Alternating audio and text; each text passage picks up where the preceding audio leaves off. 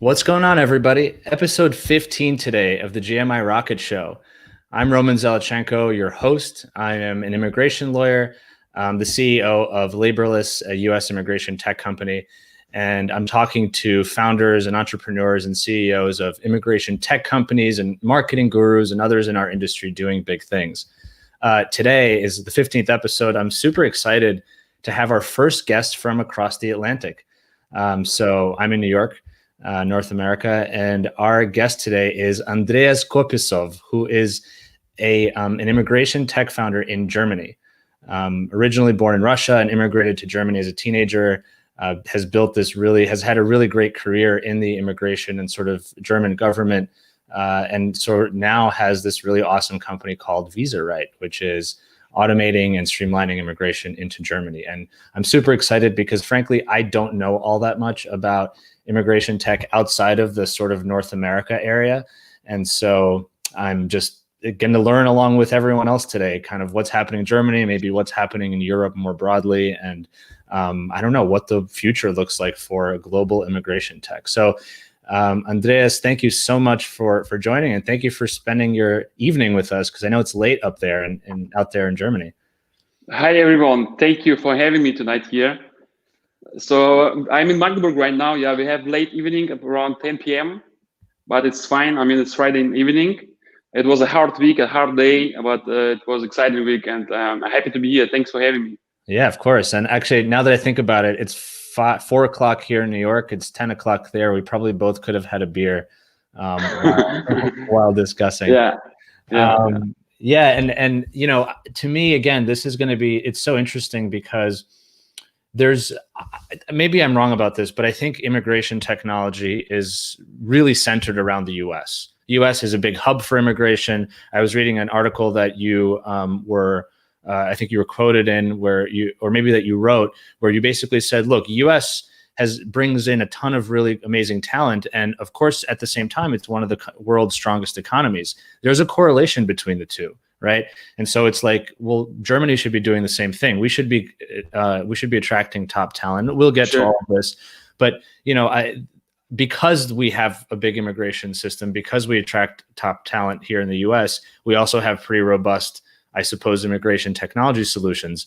But the reality is that there should be an opportunity for every country to have a streamlined tech solution for immigration. So I'm like super excited to learn about what it looks like for you and maybe more broadly in Europe.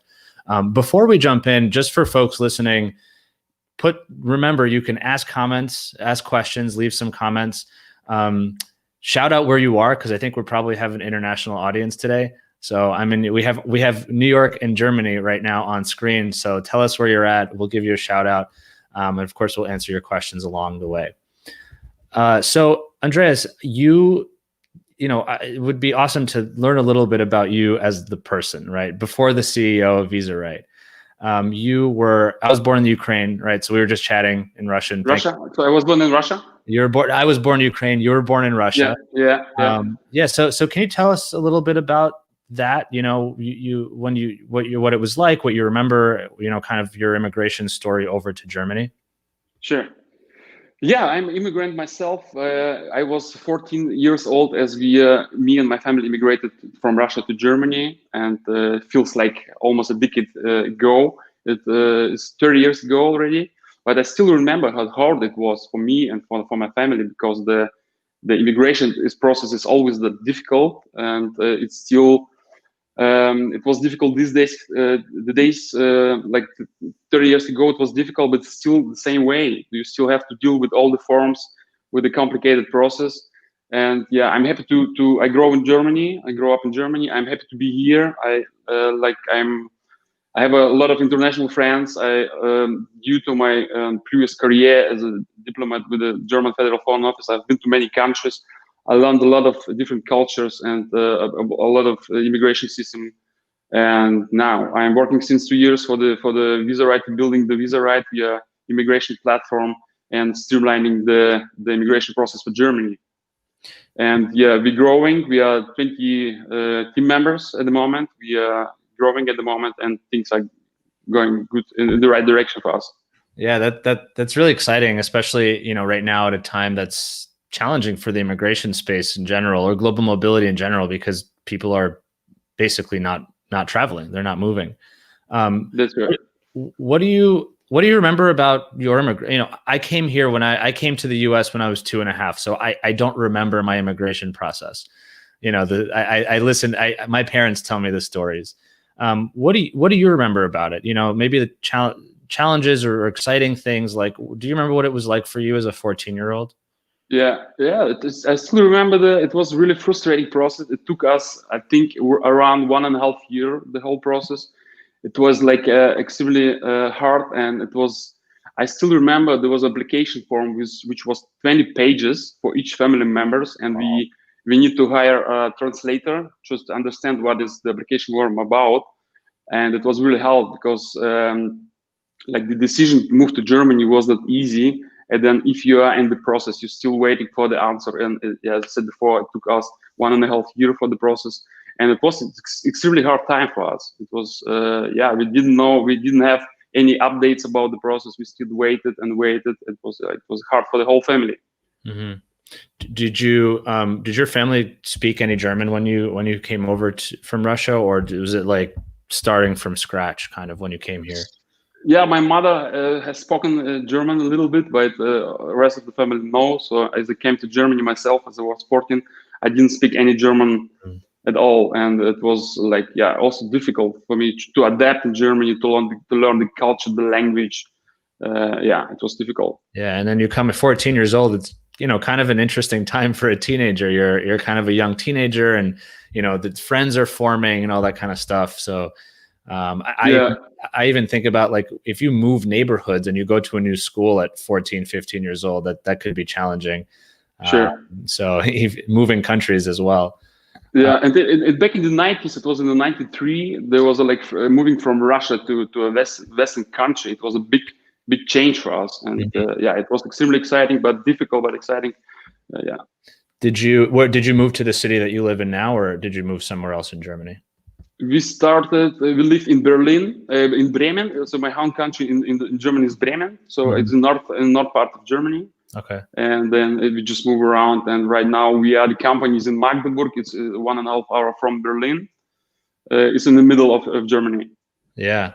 Did you, I'm just curious, were there other kind of Russian speakers there, or is there kind of a community that you were able to kind of plug into when you moved?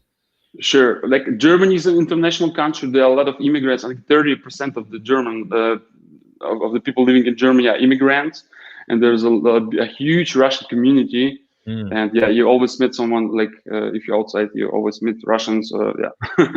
At least that helps. It's like New York City. If you move into the right neighborhood of New York City, you don't have to learn English for the rest of your life. Yeah. So I think it's the same. Right. So you went to university, I guess, in Germany as well. Yeah. And what did you study when you in university? So I jumped after the school. I jumped to the German army. So I was had a long-term contract with the German army. I studied at the German army. And then I spent the 12 years. I was posted to many hardship posts, like Kosovo, Afghanistan, and made my career as a soldier at the German Air Force. And after that, I applied then for the Federal Foreign Office. Then I had my career at the diplomatic mission abroad. Wow. So did it help you become, I'm assuming it helped, right? Because you were with the military for so long, with the Air Force for so long, to go from that to being a diplomat. You've lived abroad, you kind of have worked with embassies abroad. So did that help you becoming a career sort of consulate employee? I think you should be a person who would like to always move from A to B. So you, as a diplomat, you always change the places. So every two to 3 years, you need to change the place. And as I was based to the army, so I always also was on the way, moving from one point to another, and that helped me a lot. Yeah, that's interesting. Do you, we don't have to talk about this at length, but I'm just curious. Do you have any crazy memories of your time sort of yeah? I mean, there were difficult, crazy situation also, but I was young. It was in the beginning of the 20, and it was kind of fun a little bit, I would say, but there were like a couple of dangerous situations. But so me myself, I never been injured or something, but like Yeah. a friend of mine was. Wow. Yeah, no, that's good. Yeah, because it's, you know, you never know what's going to happen. You get posted abroad one day, it's just in a base, and the next day something happens. So okay, so you said 12 years during that time with the German Air Force, right? Yeah, So you spent 12 years there. I guess you studied there through that as well. And what made you decide to go basically work in consulates? Is it, yeah, like maybe did you want to continue to live in different places, or was there something about the immigration process that was interesting to you, or maybe a combination? I'm curious. Yeah, like I had this 12 contract at the German army, and then it was going to the end, and I was thinking about what you would like to do if it's over. Then I met someone from the German diplomatic mission, and we just had a conversation, and then I learned more about the procedure, how to apply for the, and I was really excited because it's actually really nice. I still like it. Yeah, it's a job where you're moving around the globe. You have a really good salary, and the job, like the tasks, are really also excited. And then I was just like researching how to apply. It was for sure, like really difficult because you need to, you need to make some tests. And actually, usually there are around 1,200 people who are applying for the 29 positions. Wow. And I was like really preparing myself. I was learning like 1 year. I was just learning and preparing myself for the tests. And then finally, I was lucky to manage it and got the job. Wow. Yeah, it was kind of difficult, exciting, and I was more than happy to get the job then. What did you have to? What kind of what did you have to learn for the tests? Is it memorizing facts and things, or is it more than that? It's more than that. You have, this is like different steps in the process that takes around half a year. You have first to make like just tests, like memorizing, writing things down, and just to history and geographic and languages and stuff, mathematics and kind of, yeah. Wow. And then reaction and like different steps you have to take. And after that, you have like another step where you just sitting in the middle of people who are asking you questions. And then you have to decide how to behave in the different situations. And there are like psychological tests and stuff. And yeah. Wow. Yeah, because as a consulate officer, you were a consulate officer, so were you interviewing people? Yes. So people who are going for German visas, you were interviewing them and sort of. Yeah. So in a sense, you're kind of like the first line of defense for Germany, because you have to make sure that you grant or deny a visa or some other application, and it's kind of a little bit on you in some ways, right? Yeah. So I was the visa officer. I was the one who made the decision whether someone get the visa or not. And then you have to deal with the law, of course. Then you have to have this multicultural knowledge. You need to talk to people, to interview them, and you have to be a kind of all-rounder there. Mm-hmm. Wow, so you're almost like a judge a little bit. Judge, yeah, you can say that, yeah. Yeah, wow. Or someone just like I don't know, it's like security guy. So you're right. You're the first. How you call it? Like a first line of defense. First line of defense. Yeah. And sometimes you have the applicants where you need to decline the application or need to refuse them, and you just see people how frustrating they are, and they are So you met a lot of people where you have to decline the visa, and sometimes it's like difficult for yourself just to let someone behind the border. It's not that easy job. Did you have to decline them in person? Like you talk to them and then you have to give them a decision, or do you send them home and then send them a letter or something like that? Like in both ways. Oh wow! So sometimes you just have an interview with someone and ask questions, and then you need to decide immediately. Yeah, but sometimes you just decide depending on the posting where you are. If it's a big embassy or just a small town, depending. Did you ever have somebody where they'd get like really angry if you said no? Like, yes. That's why the embassies, if you like abroad, you see the embassies, they always have like cameras everywhere and like the security guys. Sometimes people just get angry. Yeah, it's happening as well. Did you ever have to call security on somebody? I can't remember. I can imagine that somebody would get really upset, but that is hard, right? It's like, but then it must be nice at the same time if you can tell someone yes right away. I don't know if you're allowed to, but maybe, to see the happiness that they can experience, to know that wow, I'm going to be able to study or work or move to Germany. Must be really nice. And so you were a visa officer for, I believe, 6 or 7 years, right? Yes, 8 years, almost 8 years. Yeah, almost 8 years. Yeah. So, I mean, how many countries did you kind of live in? Do you know? I think it was like 8 countries. So I was posted to Singapore. What was first posting was the Singapore. Then I was in Chisinau, is the capital of, Chisinau of Moldova. Oh, okay. Then I was posted to Chengdu in China, Buenos Aires, then in London, Bishkek. Yeah. Wow. That's it. That's really, really cool. Buenos Aires, that's far from everything else that you had to do. That's a fun one. It's like the longest flight I'd ever had, like 14 hours nonstop from Germany. It was, yeah. Wow. That's fun. That must be so cool. I guess even in the US, I mean, everywhere, a lot of people want to be diplomats because, I mean, really, you get to live all over the world, and in a nice way, because you get the support of the government. You get, like you said, a nice salary. You get an apartment, hopefully, things like that. Yeah. Did you have to learn Spanish or anything, or was it kind of just English, Russian, German? No, it was like optional, but we, of course, so I started learning the language in the country where I lived. We started to learn Spanish. Wow. I spent 1 year in Buenos Aires. Yeah. That's fun. Wow, that's so cool. We could probably talk about all the stories you had as a consulate officer around the world. So, I think just before I go, for people who are watching, we've got some viewers on Facebook, on LinkedIn and stuff. Drop us a comment, say hi.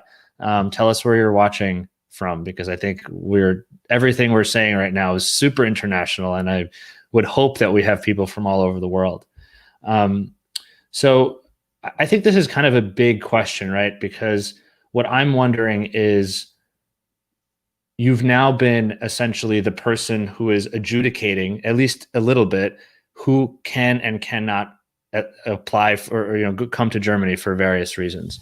And so at some point, you must have had a realization where, wow, I can do something in this space that is not just being a consulate officer, but is actually making the process better at a high level. Which is obviously, I think, where this idea for VISARIGHT eventually came from.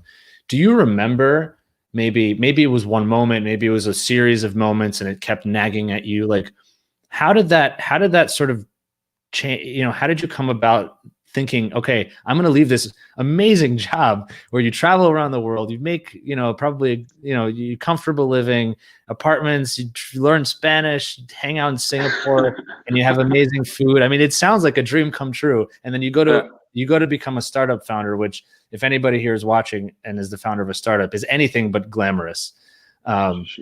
Yes. So I think, yeah. I think there were different reasons which brought me to the step to give up my job, and it started, I think, with just a couple of years later, as I started the career. Then I just learned the processes. I saw a lot of people who were frustrated by the process, and I just make a research on that. I just sometimes I had the applicants, and then I just had a talk with them and ask, how do you prepare yourself for the application? And then some of the applicants told me that they hire an agency outside, and they pay a lot of money for the agency. And then I asked, what did the agency for you? So what was the offer? What was the product? And they told me we paid around 200, 300 euros for just filling up the forms. And I think why people just pay a lot of money for service, which is not service at all. And then I moved to another country, and then the situation was the same. Like, people are willing to pay for a huge amount of money just to don't have any stress with the process, because the process is really hard. So you can find out any information on the websites. If you cannot call the embassy and ask them about the help, you just cannot reach someone on the email, so you have to do it by yourself. And most of the people just hire someone to help them. So, and I've seen a lot of different agencies, like local based agency, offline agency, which just was there and just filling up like the forms with a hand. And I thought they could be so much more behind the service. And in the time, I also learned the frustration of the people who were really frustrated. And then I somehow came up with the legal tech. And I learned there could be processes which could be streamlined, which could be digitalized, and like automatization of the processes. And then I like just jump in the topic and learned more. And I just learned a lot of people who are in the same in the legal tech field. And then the idea came up, and it stuck in my head, the idea. And then yeah, I had enough. I learned a business angel like 2 years ago, and he was also excited about the idea. And I just made a pitch deck, and I applied with the pitch deck by the business angel, and he told me, okay, I believe on the idea, but you have to quit the job. Then I will give you like the funding, but you need to do it like full time, and you need to quit your job, and then I'm like willing to give you the finance round. Wow. And just I was of course like fighting with myself, because I had a good life, a good salary, I had a family. And if you just jump out and just starting something from scratch, then you start from the zero. And yeah, my salary was just like just I don't know, a quarter, the half. No, it's like, yeah, it's almost, it was much less than before. And I had to fight with myself, with my wife. And yeah, I knew that it's going to be taking a lot of time to be on the same level, but I just yeah, make the decision then and jump. You know, and it's always really kind of almost inspiring to hear, because not only did you have a job to lose, you have a family that you're supporting. I mean, there's so much to lose, right? And look, you can always probably, if worst case scenario, you find another job, like hopefully it would be okay. But at that moment, it's a really hard decision to make.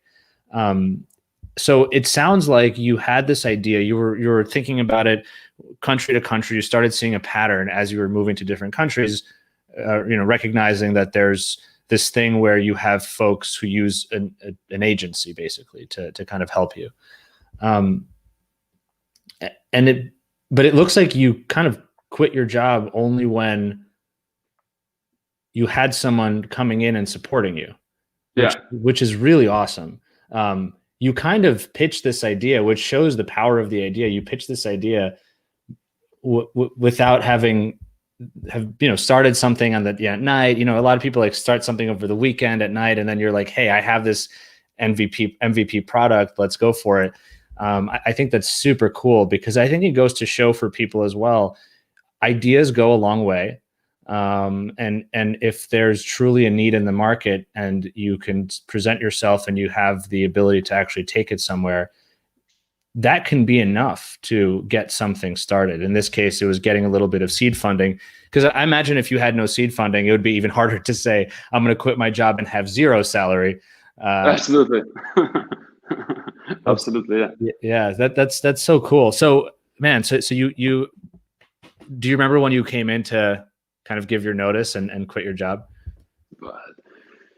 I had this, like, you need to write the letter of quitting the job, and I was sitting there and fighting myself. So, and then I just signed and like submitted. Then you have to like 4 weeks where you still have to do the job, and then you just quit. But I was at the same time, I was already like excited in doing my plans with VISARIGHT. So I was then just it was just a matter of time. And the funny thing about the business angel who gave us the seed round, we didn't met. So still these days we didn't never met before. Like we just had a conversation, phone calls, but we never met in real life. So I just sent the pitch deck. Then we had a couple of conversation on the phone, and he was like, okay, I believe in the idea, and yeah, we just made a deal. How did you find, how did you find this angel? Because I think probably a lot of people might have questions of like, okay, I have a great idea. I at least want to try to see if I can get some funding, a little bit of funding for the idea. do you have any thoughts about how you went about it, and maybe just some tips for people on how to think about finding an angel like that? Sure.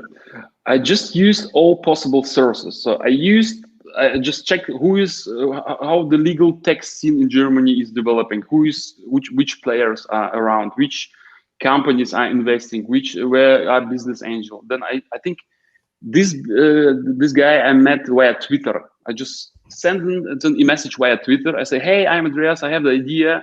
Are you interested to see my pitch deck? And then just send me the pitch deck. I will check that. And I sent the pitch deck. Then the next day we had a talk on the phone. And Wow. I just found it on Twitter. Wow. Was it like, it's like, I'm assuming it's somebody who was an investor. You saw that he's an investor, and then you just DM'd him on Twitter and said, hey, here's my background. Here's my idea. I would love to send you something. Yeah. That's so cool. That's so powerful for anybody watching or listening.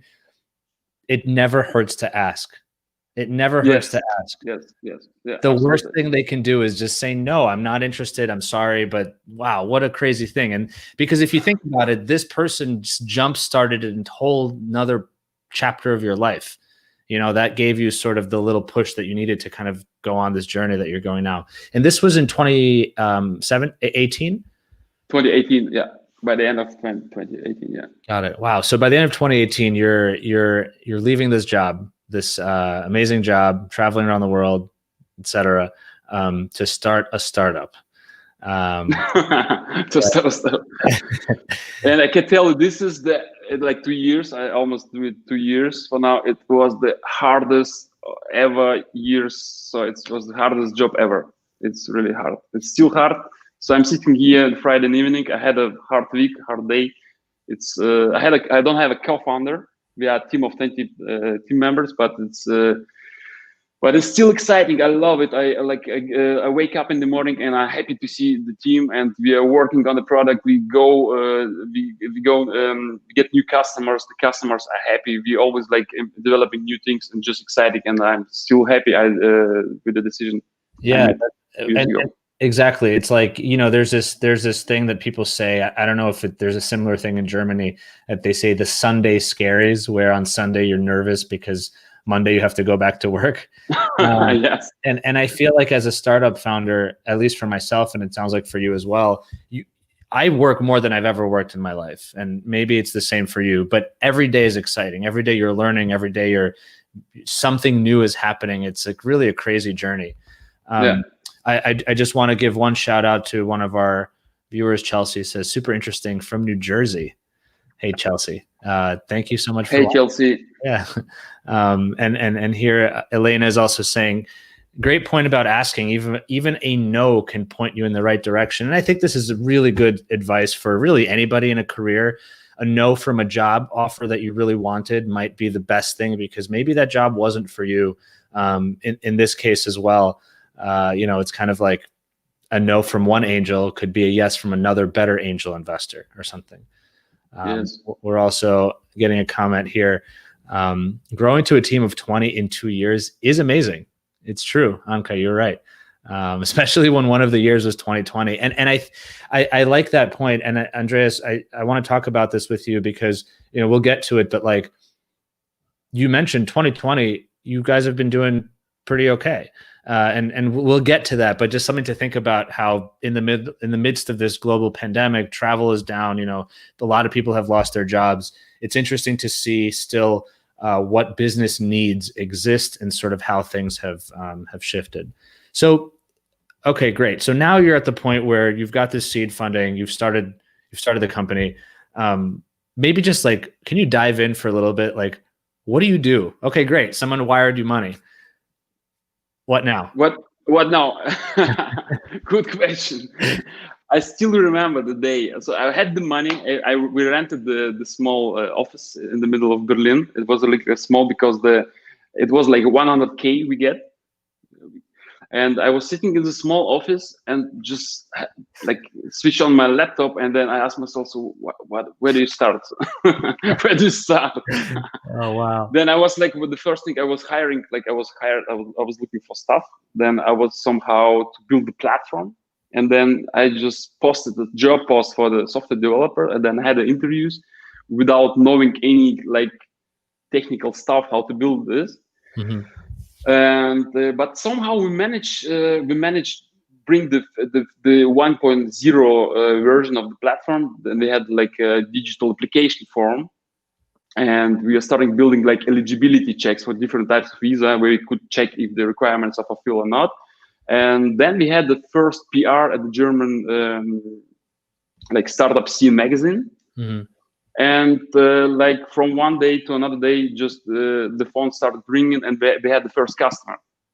Wow. And what was this timeline? I mean, from the day you open your laptop to, you know, let's say the PR and standing up your 1.0 and then the first customer. I think it took around 3 months from days of start to have the first customer. 3 months around about that. That's incredible. That's really great. Did you find it, so you're not a technical, you know, I'm not a technical founder either. I know a little bit about, I used to build websites when I was like 12 years old. But after that, after that, I stopped. I kind of wish I did continue, but, you know, how did you learn to sort of describe what you wanted to do in your mind and then translate it to a developer or somebody who's technical to actually make it happen? Yeah, it was difficult because I didn't manage like a team of software developer ever, and then but somehow I get to translate my idea in the mind of the guys, of the team members. And we just started, and you have like everyday conversation. You have this team talks where you just see what's happening yesterday, what did we achieve so far, so how the customers are using your product, are they happy or not.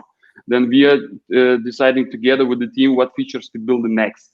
Then we test the features, and then this is always like a non-stopping, ongoing process, which you always hands-on. You need to check everything. You talk to the team. You see how the customer react on the product, and yeah, you always keep going. You of course have like also like back falls and days where someone jumps up, like the customers quit the contract or something. We started, by the way, with the B2B business. So we help German companies and German startups to hire they have already candidates, and we just relocate them, take care of the visa process. And it was on the beginning like B2B business, and yeah, then it was hard to find the right people because you're always limited by budget, so you cannot hire senior software developer, rocket science. So you always have to, you know, it was hard, but somehow we managed that. So I was lucky to find the right team members, and they're still with the team.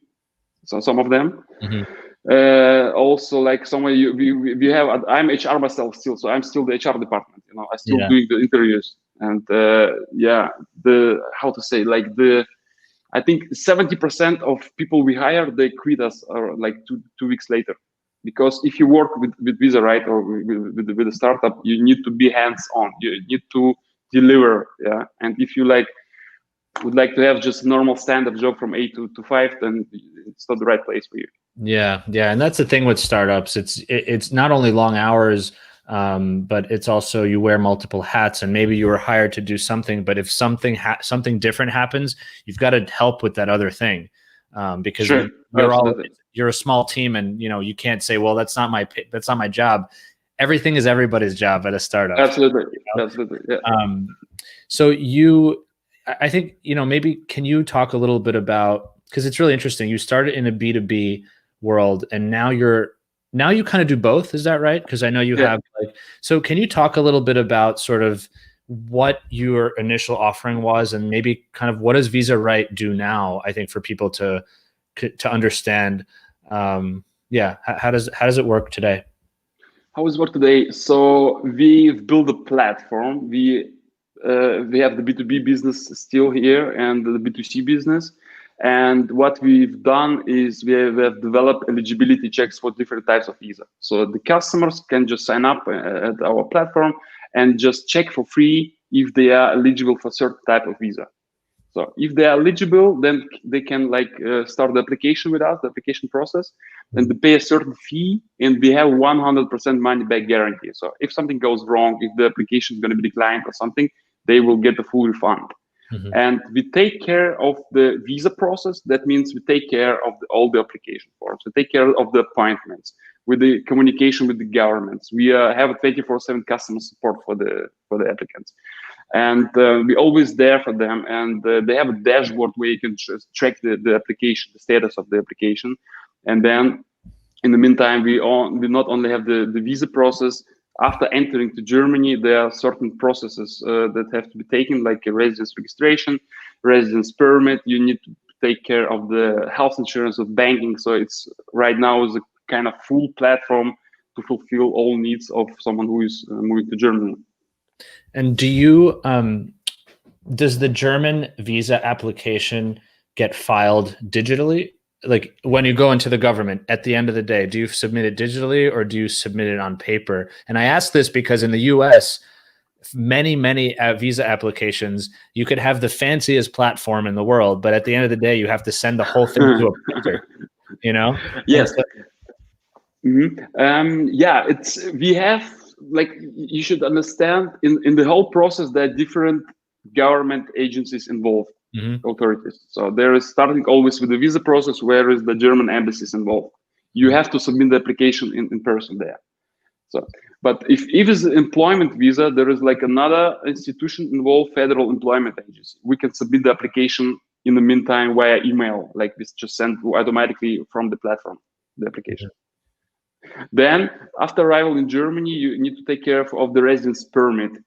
And we have the first, it's really brand new. We have an API with the German government in Berlin. It's we started the collaboration a couple of weeks ago. Wow. It's just really first startup government immigration story.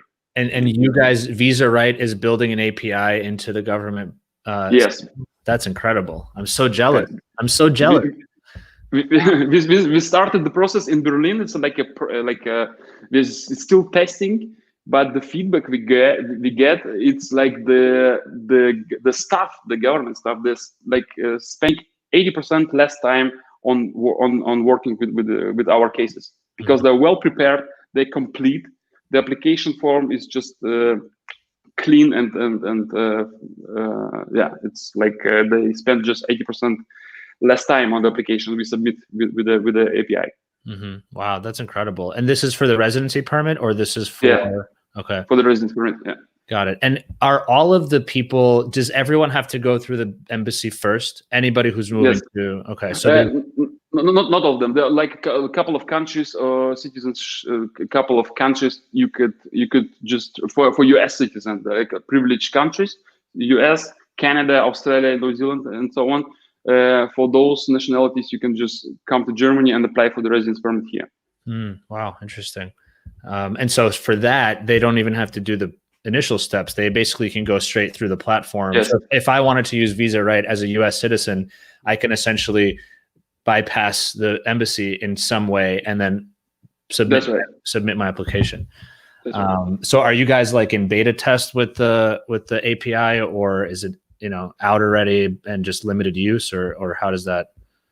We still testing and evaluating the API, and so we meet the both sides. We have the feedback each other. We give the feedback each other. We're still developing this, and hopefully we can have some days a really full working API. And what we always also try is to have this connection with other government institutions. So we're talking to not on this API is existing with Berlin, and we would like to have it with other immigration offices in Germany. But it's hard. It's hard to get. Guys, you know what? Hopefully, once you get into one government, branch of the government, you can get into the other. But man, that is a dream come true to actually work with the government in terms of the immigration process. Is on the US side, it's interesting. A lot of the immigration technology platforms here that similarly, you can go on as a person, you fill out forms, etc.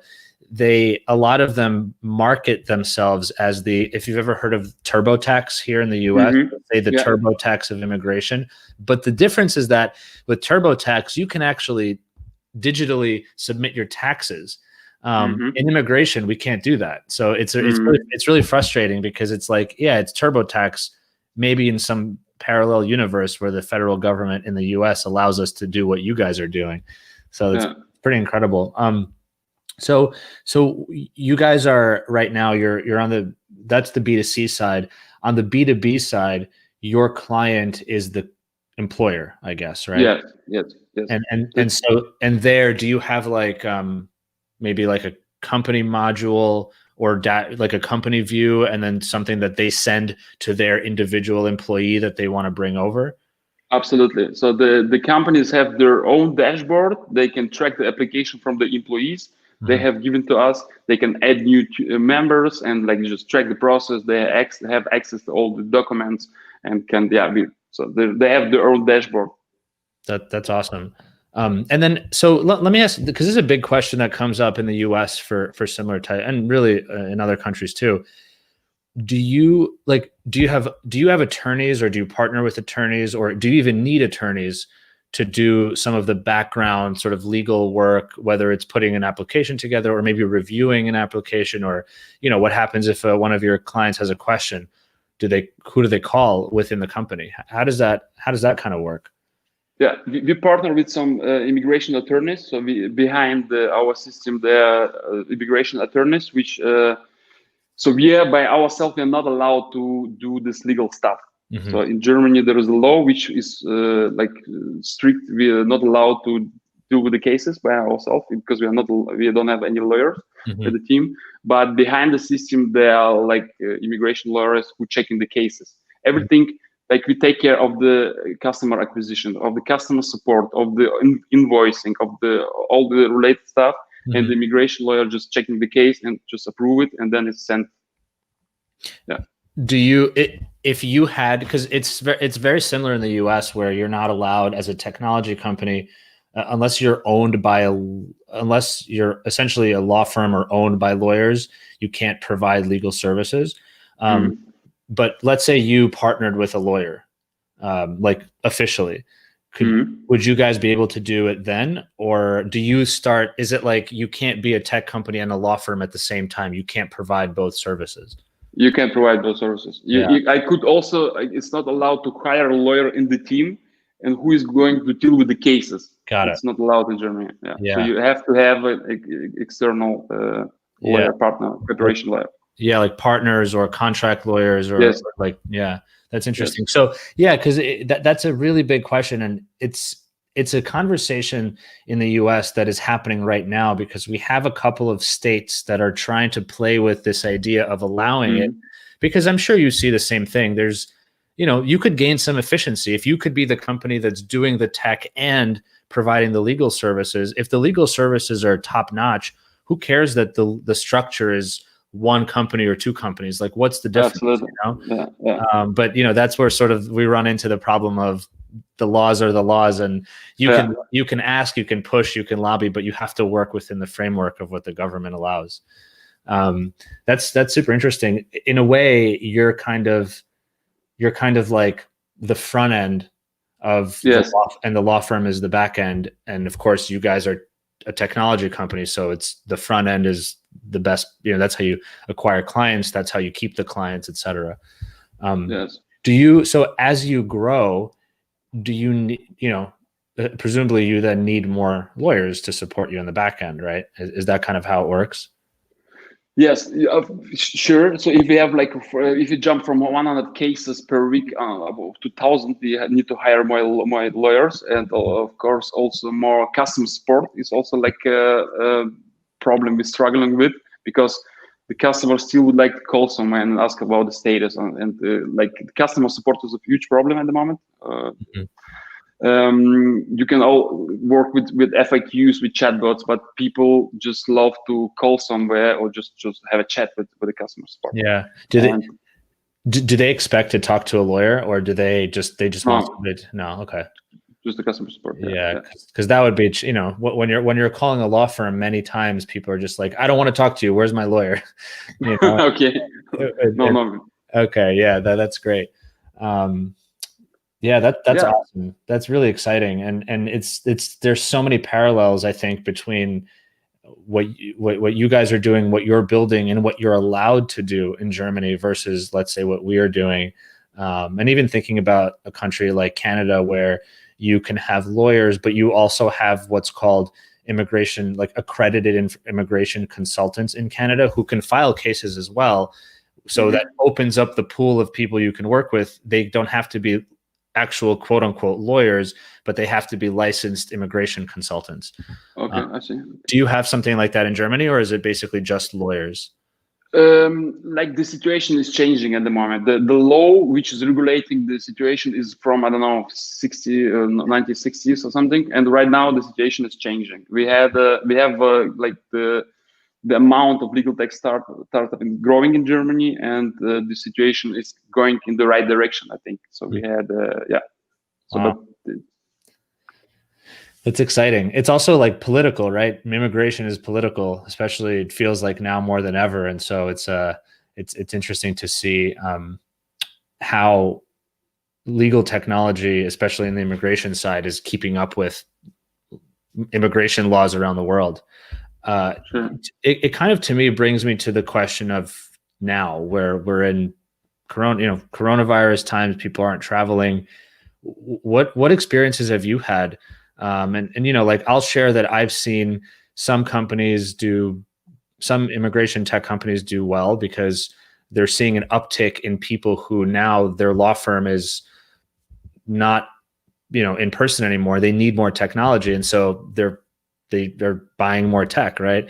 On the other hand, immigration's down. And so maybe the demand for visas is down. So it's an interesting kind of balance between the two. What are you guys kind of seeing on your end? And, you know, how are you navigating this year, maybe, so others can also learn? Yeah. Like, first of all, we were really lucky to raise the Series A round before the Corona crisis started. So we were lucky to have this money, so we could just as the Corona started, we of course had problems with the customers. The borders were closed, and then we had our revenue just fallen down to 95%. Wow. But we keep working on the platform, and then we somehow think or the thought what to do at the moment.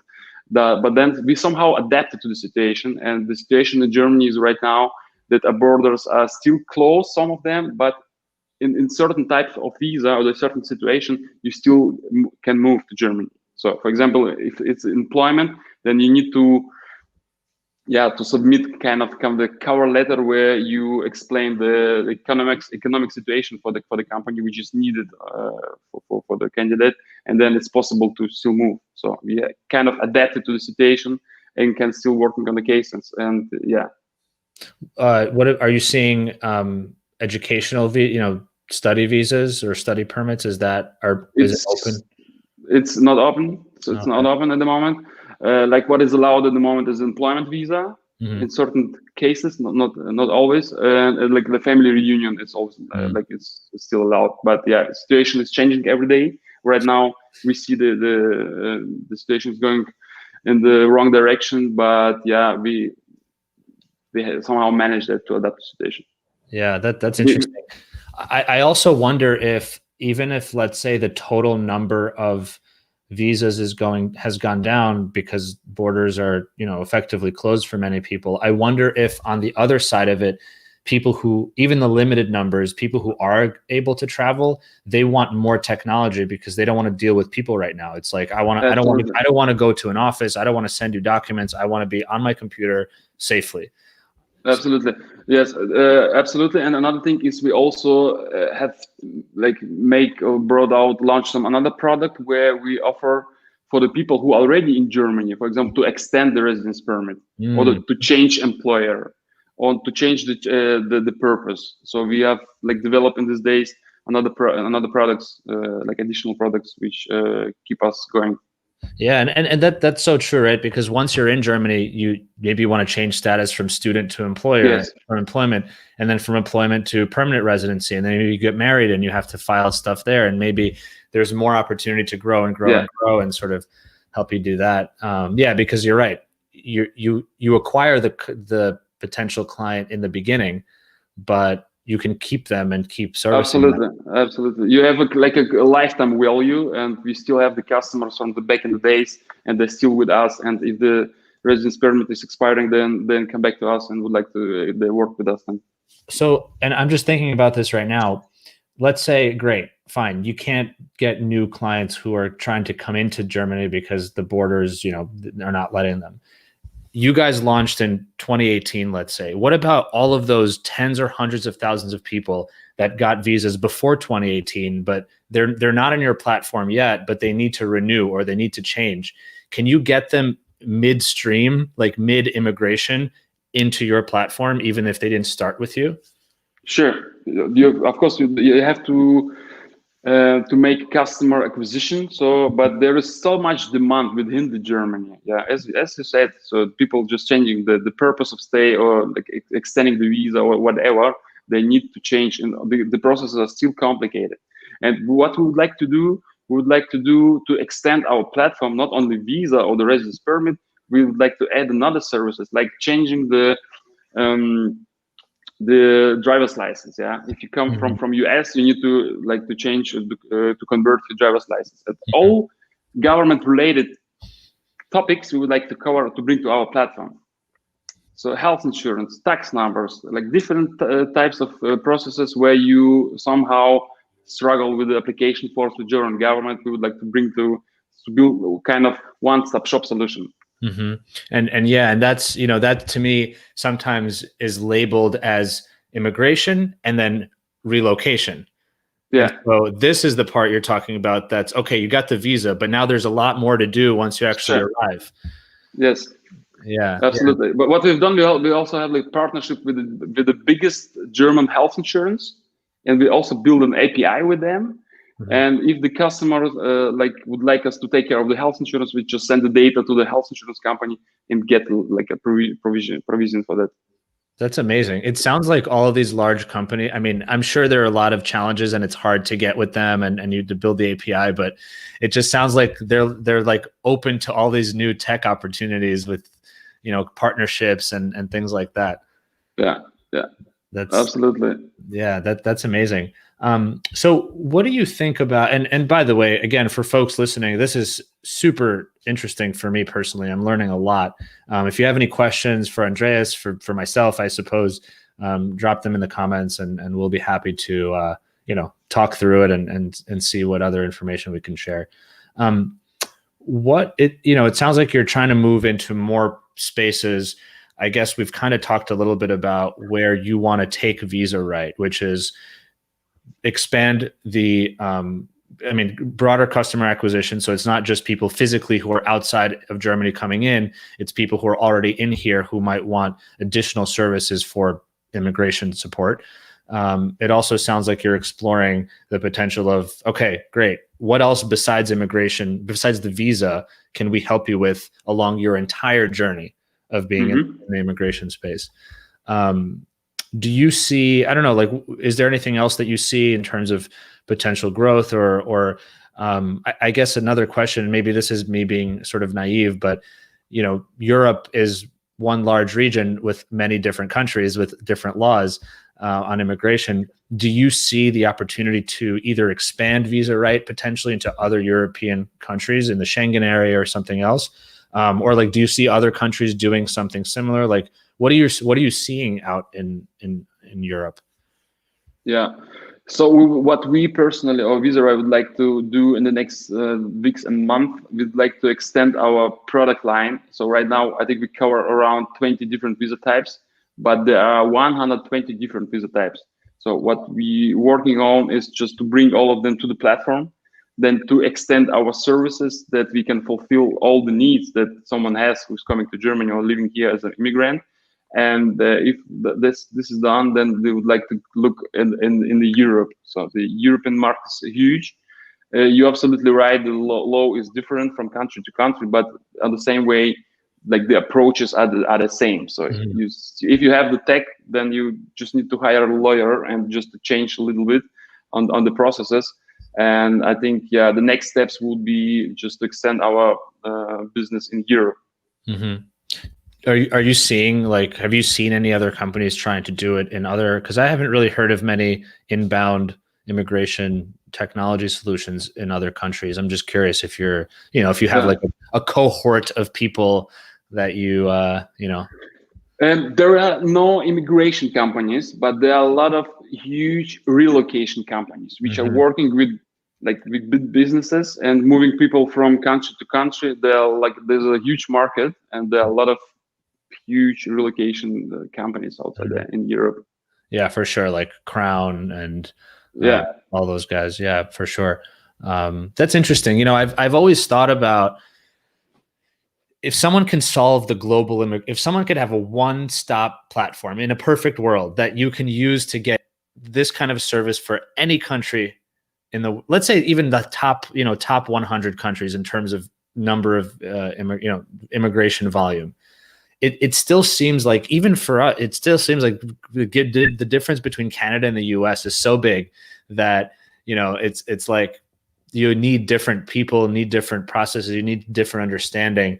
And in order for you to have a theoretical global solution, you actually need someone on the ground in each company, in each country, understanding their processes, understanding their departments, maybe building relationships with those departments. Yes. Yeah, that's the thing where, man, if it could be solvable, that would be, immigration. People look at, and I don't know how you guys look at it from like the investment standpoint, or maybe more broadly. A lot of people in the US, I think, look at immigration as a fairly small market, immigration tech, right? Because it's not legal tech. It's like somewhat illegal. It's not HR. It's kind of hard to pin it down as to where it is. But if you think about immigration, it is global in the most possible way. People move everywhere. Absolutely. And it's just we still haven't found the bridge between how much happens in terms of immigration and how to capture it in I think like a tech solution or some kind of a solution. So I think this is how, honestly, my view is that it'll take 20 years, maybe it'll take 30 years, and it's going to be you and me and other people in other parts of the world. And then all of a sudden we're going to like meet here. Yes. I hope. Absolutely. Absolutely right.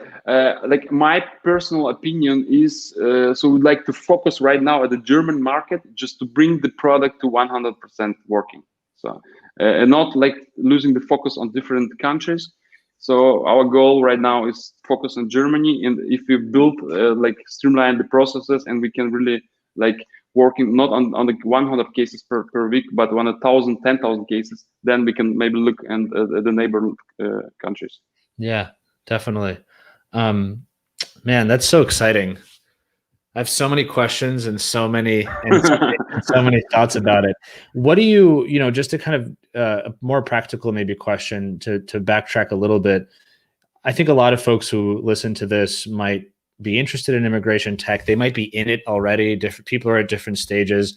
Do you have any advice or thoughts about the fundraising process? Because I think that's something I'm particularly very interested in, is basically convincing people who are not nerds in immigration that this is an industry worth investing in, because, investors, they want their return. And so you have to, and maybe it'll be 3 years, maybe it'll be 13 years, whatever it might be. But at the time of raising the money, you have to tell a good story. So I don't know, can you share at least a little bit about how do you tell that story, and, from a market perspective, et cetera?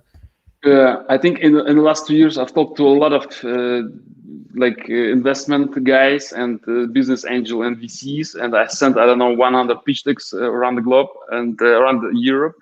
But what the investor would like to see, first of all, they are looking how huge is the market. But as you said before, if you look at the international global immigration market, this is like a huge numbers. So I think this is in this field is already there. So you can always tell the immigration market, if you look at globally, is huge enough. then of course you have to show somehow some traction. Yeah, what they would always like to see is traction, like growing traction. Then look on the team. But you can always try. I send like 100, I don't know, more than 100 pitch deck, and someday you will find someone who is willing to give you some money just to start with. Just don't give up. Just try and bring. Do you have to have I was just the only team member. I didn't have any tech guys with me. I was just the only one person, and I got this money. It's like possible. Are you seeing more investment now in Europe, maybe if it's whether Germany or somewhere else, in legal tech and maybe especially in the immigration space? Are you seeing a little bit more interest in giving funding?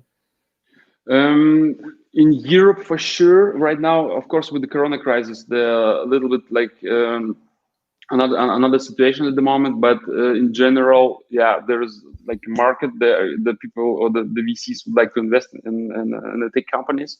And what I've seen, I think in the US, there are, I think, 3 immigration startups. Boundless is the one, and just a couple of months ago, they just raised another round.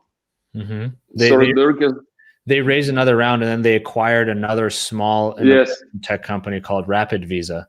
Yes, I read about it. So there is a kind of movement. There is, I think, another company, Simple Citizen. They also raised just shortly around. They raised 5 million this year, and then they recently got acquired by Fragment, which was about a month ago. Yeah. I had a call from Fragment, like they have an office in Frankfurt, and the guy from Fragment, they had a call with me. They were interested in the solution, and we had a conversation. And right now, Fragment is looking for a solution to buy it. So, and they told me like we could just buy you if you're interested. But we had a conversation. Yes, I think there is a movement globally because I think the investors are also like understanding there's a huge market, there's a demand, and people are willing to pay. If you have a good solution, a good team, and a good idea and good pitch deck, so you could present yourself, then I think there's should be a problem to raise some money. Yeah, I definitely agree with that, and I love that, right? Like as the general public, I mean, obviously firms like Fragment and others, they know the space because they're in it. But as we convince more, I want to say regular people, just investors who look at industries, they don't care about any one industry or another. They just want to find the industry that's going to grow and make them their return. Yeah, you're right. Like we just have to continue, I think, showing how big the space is. And I think as there's more movement here, that's going to help you get movement there. And then that's going to help me get movement here, and et cetera, et cetera. So I 100% agree with you. And I think it's super exciting. One page of my pitch deck was like showing the US startups and how much money they got. There was one slide of my pitch deck, and I told the investor, look to US. So they're like able to invest money in the immigration startups. Exactly. And then if you show that plus the volumes that you're seeing, and I was reading an article about Germany getting, I think it was like 40 something million visa applications a year. Yes. Something like that. It's a big number, sorry, 14, right, in Europe, 14.8 million in Europe. It's a big number. And if you can, and that's just visa applications. To your point, there's a lifetime value. So once you get them in, the future visas and all that kind of stuff, it's a big service. Cool. This is really awesome, really exciting. And thank you for sharing all of your insights and your experiences so far. One one more question for you, and then I'll ask you kind of like maybe a fun one, and then I'll let you go to bed. Okay. You mentioned you're a solo founder. You're not the technology person, but you have an awesome team that you've built around you, people who understand you, people who you know and trust. Do you think, how do you feel about people being solo founders? And do you recommend it? Do you not recommend it? Does it just depend on who the person is? Because I've seen both. I know people who are solo founders and have the challenges there, but then also they can make decisions quickly because they don't really have to run it. What are your thoughts on that? I mean, it's always better to have someone on your side, and in the best case scenario, it would be co-founder. But if as I started, then I was looking for a co-founder, but I also don't want to waste so much time on looking or searching for co-founder. Yeah, if it should be, it would be good for us to have one, but if you don't have, then you just build a team, and the advantage of that is you make a quicker conversation. You're absolutely right. But there is another side of that. You just sometimes you have to make a quick decision, but you don't have someone on the side just to have a quick conversation. But if you're a small team, then you just have the conversation with your team, and then you decide you just get the feeling what is right and what is wrong. But I wouldn't spend like so much time just to looking for a co-founder. Otherwise, you just lose time. It would be nice to find someone. I think, but you also could start by as a solo founder. It's absolutely fine. And I think you're about the time is our most precious asset, right? Yes. So if you're going to spend time on anything that's taking, at some point you have to be like, okay, just go. You got to make a decision and move on. Yes. Yeah, for sure. So one final quick fun question before sleep time. Out of all of the countries that you've lived in, both when you're in the Air Force and as your time as a consulate officer, what was your favorite country / city, and what was your favorite meal in that place? My favorite country is Singapore. I love Singapore. Wow. I love Singapore. I love the people. I love the climate, and I love the food. Like Singapore is international, surrounded by international countries like Thailand, Indonesia, Philippines, and this is kind of mix.